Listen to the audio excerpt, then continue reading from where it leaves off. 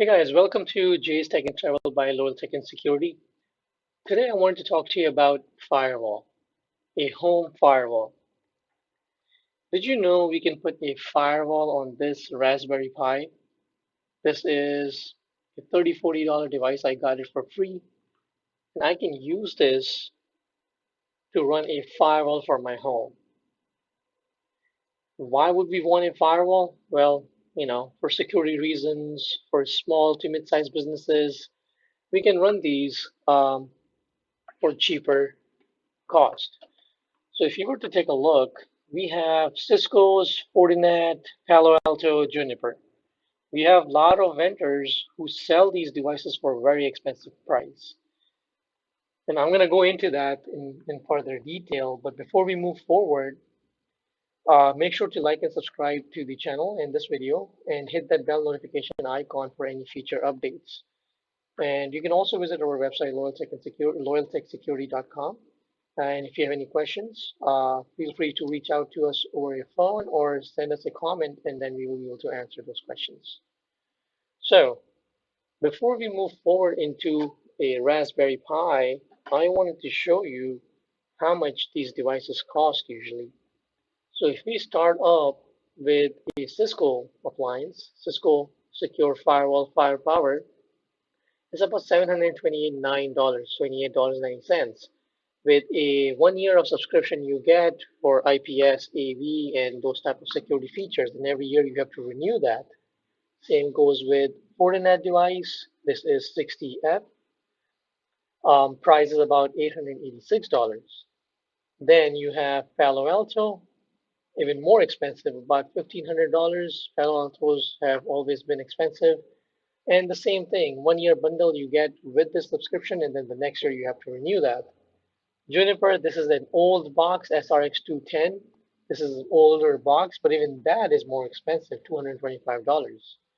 So what type of security we can get at home? We cannot afford that. If you cannot afford that, then we can get a free firewall onto this. And I'll show you how we do that. So if you look at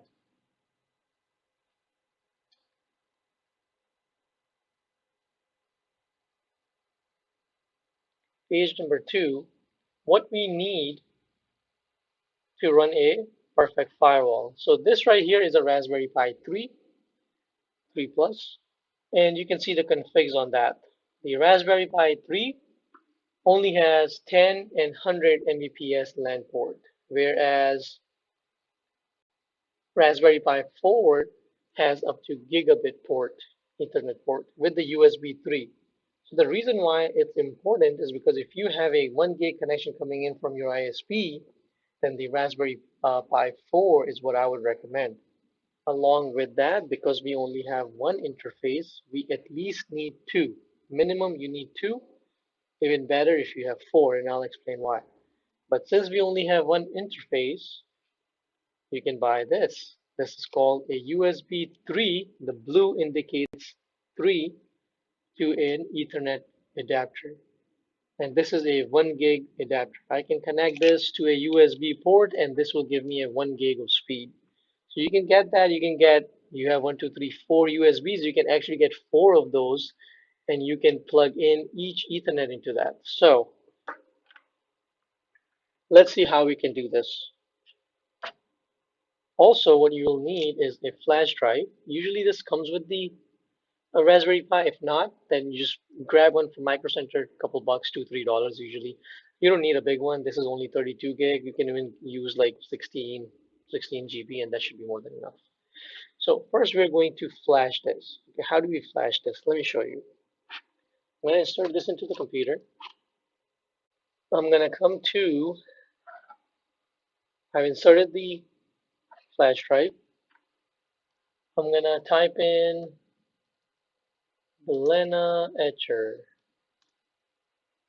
Okay, I will submit this link in the description. You go onto this link right here, and you just download that yourself. Okay, I have already downloaded that, and we will open that up. What Balena Etcher does that it burns the ISO image onto the flash drive so you can boot up the the firewall. Now, what type of firewall are we going to use here? There's a very good firewall we can use. It's called Ipfire. If you go onto their main page, Ipfire is a very small file you can upload onto the Raspberry Pi and be able to utilize that as your firewall. You can go to this ipfire.org, go to download, and they used to have the ARM version, the ARM version of the Raspberry Pi, but I will submit that link for you to download into in the YouTube description so you can download that file. In our case, we already have that file. I'll show you. I've already downloaded that file, and it's called Ipfire Raspberry Pi 2.27 core i70 ARM version 6. Okay, so we already have that. I will paste a link for this in the description so you can download that. Okay, don't download these others because these other versions will not work on the Raspberry Pi. Next, you're gonna give it a SSD or the SDHC card, which is the flash drive, the one I inserted, and then I'm going to click flash. It's going to do its thing. I'm gonna say yes.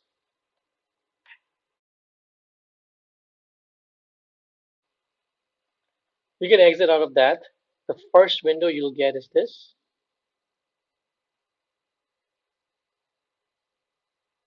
And the first thing you want to do is you want to go to this file called UENV, right click on it and go to edit. And the serial console equals on. You just want to type it off and save. That's all you have to do on this flash drive. After that, you can close. The flashing is complete and it has ejected that flash drive. So I'm just going to pull it off the computer. Okay, so what we have here now is that we just flashed the SSD, the micro SD. Okay, and we're gonna take this out. And this has the Ipfire flashed on this.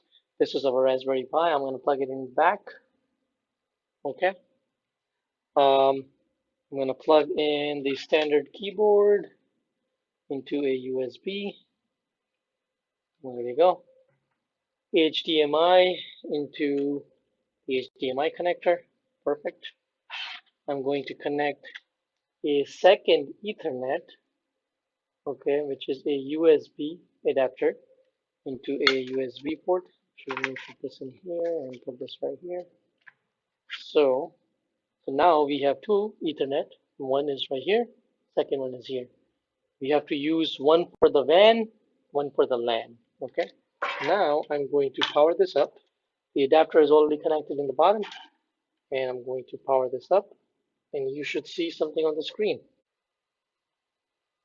So right now, this is Raspberry Pi loading Ipfire onto the Raspberry Pi, and we're gonna do a setup right here.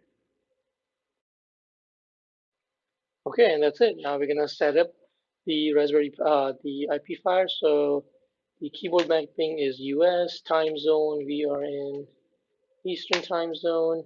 Host name, you can name it whatever you want. I already have one Ipfire on the network, so I'm gonna call this Ipfire 2. Okay. Domain name, local domain is fine. You can change it to whatever domain name you want. Give it a root password. Give it a strong root password. As you can see, I'm typing, but you're not going to see anything here. But rest assured, it is typing. Click tab. It will take you to the next confirm password and then hit OK twice. Okay, and now you're going to set up an admin user password. So give it a really good password. Hit enter. So now this is the main thing. Let me explain to you because they're talking about green and red. And it is very important that you understand a concept of red green. So I have created this picture which shows exactly how the red, green, blue, and all these colors mean. So if you see right here, and it's better to keep it this sequence because otherwise it would just confuse you. So think of red as a WAN, meaning your ISP connection is the red color. Your ISP is bringing in the internet to your house or your office. That is the red connection. The local LAN is all your internal traffic to your house, or if you're in the office, all your internal office traffic. For most home users, you do not need the DMZ. DMZs are where you host your public servers. In this scenario, we're not going to use DMZ zone, which is the orange, and the Wi-Fi. We're not going to use the additional Ethernet for the Wi-Fi as well. For the sake of simplicity, we're only going to use the red and the green. Basically, the internet is coming from our ISP, giving it to the Ipfire, and then Ipfire is giving that internet to our local devices inside our house or our business. Okay, so hopefully that is clear. Let's go back to the other screen.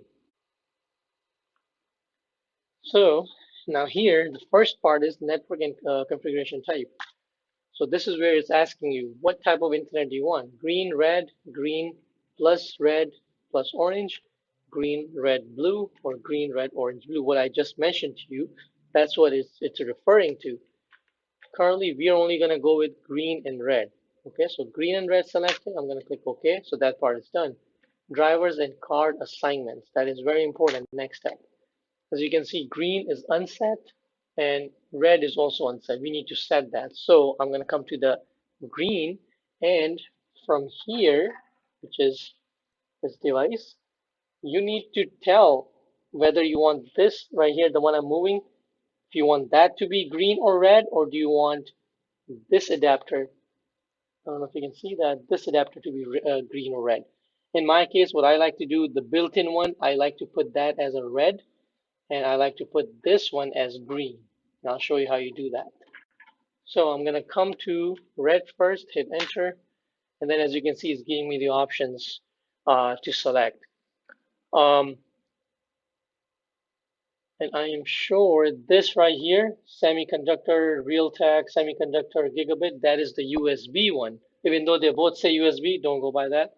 But the standard microsystem core, that is the built-in Ethernet. So this is for red. I'm going to select the microsystem ones. That's the built-in one. And click OK. And as you can see, red is now assigned a standard microsystem Ethernet. Now I'm going to go to the green, hit enter, and I'm going to assign the Realtek Semiconductor Core Gigabit Ethernet. So I'm going to click OK. As you can see, green is now given a Realtek Semiconductor USB Ethernet adapter. I'm going to come to done. So the second part is done. Now the address settings. This is also very important. So now we know green is the internal, red is the external, which is your ISP. Let's do the red first. I'm going to go to the red. Now it's asking, do you have a static IP from your ISP, or do you have DHCP, or do you have PPP? Most of the home users, they have DHCP at home. They do not have static IP. If you have static IP, you can enter that static IP into here. Okay. In our case, because this is being done in a lab, I'm going to connect it to a switch. But in your case, you will have a line, which is just an Ethernet line coming either from your modem or from your internet provider. So just think of this Ethernet line as my WAN line. Okay. So I am going to connect, this is a WAN line. I'm going to connect that into the red. This is a red port. So I'm going to connect into that. All right, it's connected. And I'm going to tell it it's not static, it's DHCP. So it is going to get the IP automatically. Then I'm going to come to OK and hit OK. Now I'm going to set up green. Now green is this one. I need to set up what IP, which is the internal IP I need to set so I can access this from internet, from internal network. So I'm going to click OK. I'm going to give it an IP. Now this is usually for routers. Just think of this as a router. On routers, you set up an IP. For home, usually this is like the very basic IPs people set. That's fine. You want to set up class A, class B, class C, whatever works for you, that's fine. In my scenario, I think that is going to create a conflict with other networks. So I'm just going to go with 4.1. And I'm going to hit enter there and enter here and then OK. And that's it. It's done. Click done. Come back and hit done again. Now it's asking me, do you want to configure a DHCP server? Meaning any computer connected to this or any switch I connect to this needs a DHCP IP, meaning it needs some type of IP automatically assigned. That's what we're going to do here. So I'm going to say enable. The starting address, we're going to type in 192.168.4.50. The reason why I do 50 is because all the IPs before 50, I like to reserve it for other static IPs. But this is totally up to you how you want to do that. And then the AND address, you can do 192.168.4.254, which is the last IP. Your DNS server can stay your router IP, or you can also add the secondary DNS, which you can put Google DNS or iBus DNS or cloud open DNS, which is a Cisco DNS for security reasons. It's really up to you. Everything else remains default unless you want to increase it. The maximum lease 120 is fine. Hit OK. Setup is complete, and that's it. You're done. Now, everything from this point forward needs to be set up from a computer. So the way we will do it is we need to connect an Ethernet into here and then connect some computer to this so then we can access the GUI part of that. So let me show you how we do that. So it is still starting, and this is where it takes a little bit of time generating SSH keys. It generates its own keys. So just give it like 5-10 minutes. It's gonna boot up, and then it's gonna come to the main screen. I will keep this so you can see what it looks like. Okay, as you can see, it is fully loaded, and now it's at the login screen. Okay, so now we have connected the wire as I showed you, and this computer is connected to that USB Ethernet adapter. Now we need to find out what's the IP was provided to this computer so we can log in to the Ipfire. So let me just do this. I'm also connected to the wireless LAN, so you can ignore that. We should have right here Ethernet adapter, and this is the default gateway, and as you can see, it assigned the IP starting from 50. That is the range I gave it. So let's go to this default gateway IP. And one thing you have to note is that when you go to HTTPS and your default gateway IP, the default port is not 443, it's actually 444 for Ipfire. Okay, keep that in mind because 443 is not going to take you to that. The default port is 444. And this is where you're going to give it the admin user and the password you created.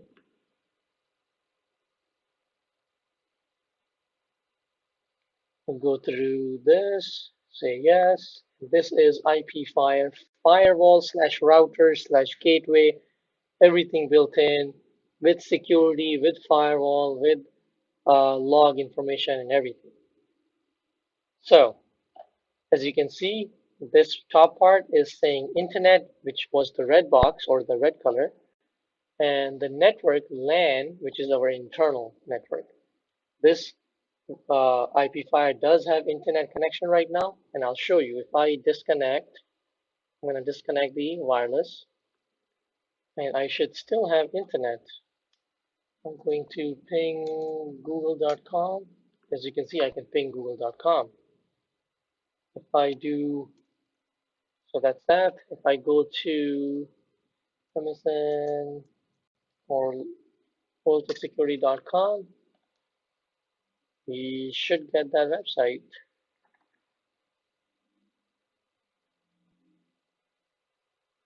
There you go. Now this location has only 60 Mbps of speed, does not have 1 gig, so even if you were to do a speed test, Let's see what we get. Because remember, this is Raspberry Pi 3. I would highly recommend you get Raspberry Pi 4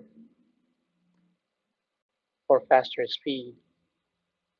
Hey, we are paying here for about 60 or 50 megs, I think, and we're getting more than that. And this is all happening on that little box. There's nothing in between here. Okay.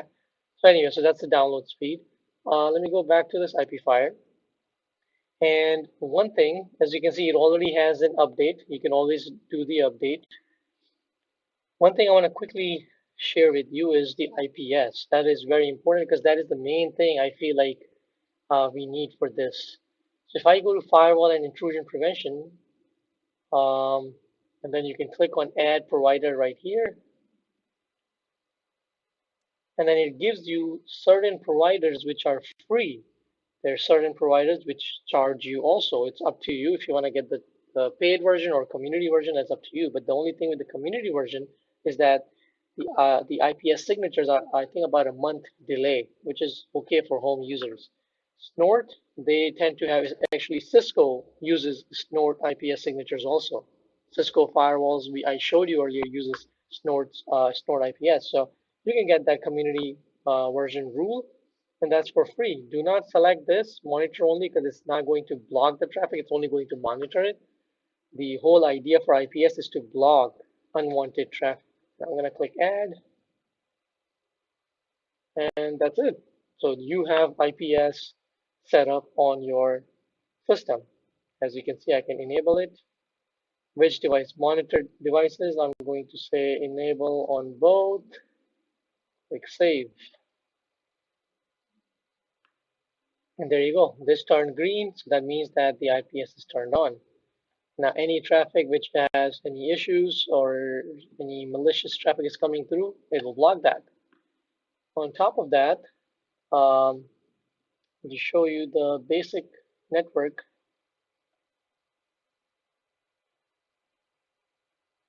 actually, you can also do captive portal here, which is very cool on this.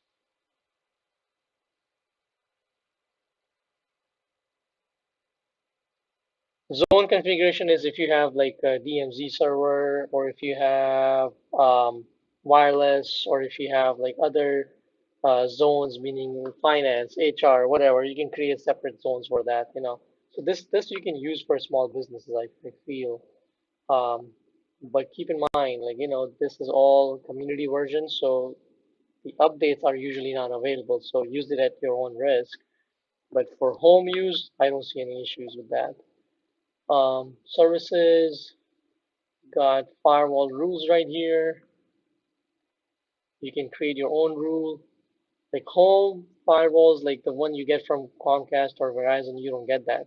You can create your own incoming and outgoing rules right here on the firewall network level. Allows you to do that. We also have a location block.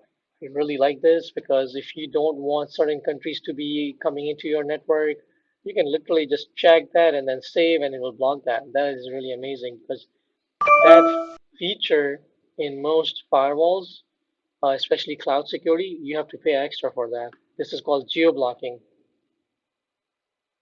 This is all you're getting it for free. We haven't paid anything. The Ipfire is free.